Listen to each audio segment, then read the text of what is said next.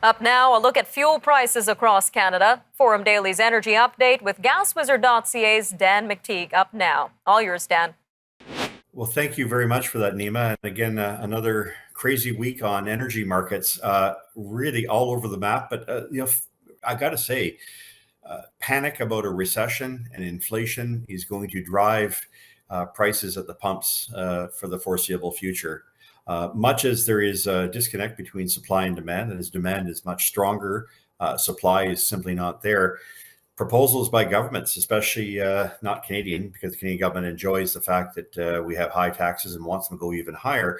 In the United States, the Biden administration is in complete panic mode, and it's one of the reasons why they're planning to dump the 18 cent a gallon federal tax. By the way, that has been changed in 35 years. That works out to about 4.5 cents a liter.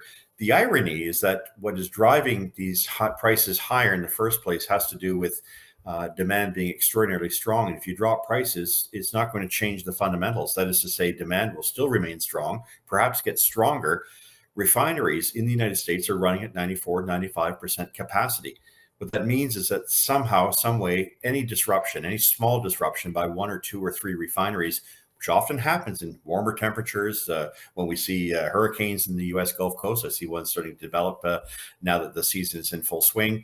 Any one of these things could cause prices to go even higher. So the solution of the short-term fix, whether it was Biden administration's decision to release oil from the Strategic Petroleum Reserve, now down about half, alarmingly, leaving the United States very vulnerable to any other type of shock.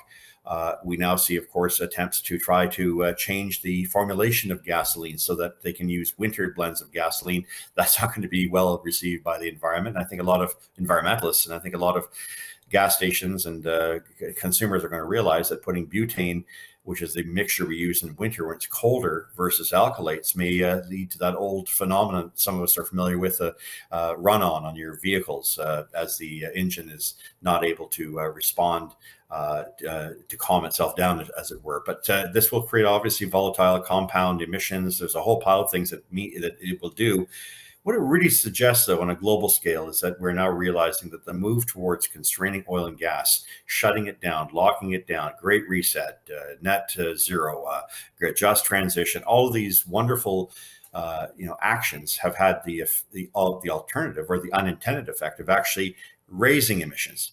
Talk to the Europeans about that, who are now having to burn coal because there's no more natural gas, and they've been relying on renewables to make up the difference. And of course, renewables are not ready for prime time. What that means in Canada, though, is that we have seen in the past week about a 10-cent decrease in the price of gas in many cities: Toronto, Vancouver, Montreal. I think that's going to end. And this week, we could actually start to see a bit of a U-turn as prices start to go up. The Canadian dollar isn't as strong, continues to show weakness at 1.30 to buy $1.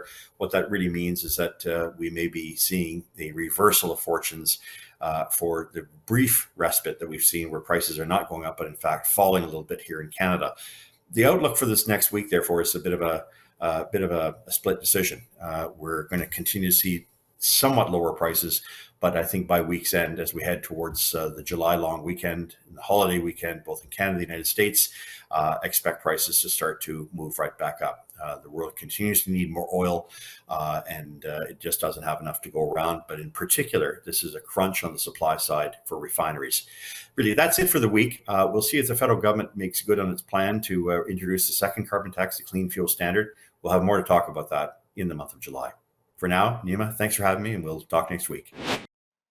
All right, thanks for that, Dan. Again, that was Dan McTeague of GasWizard.ca. He's also the president of Canadians for Affordable Energy.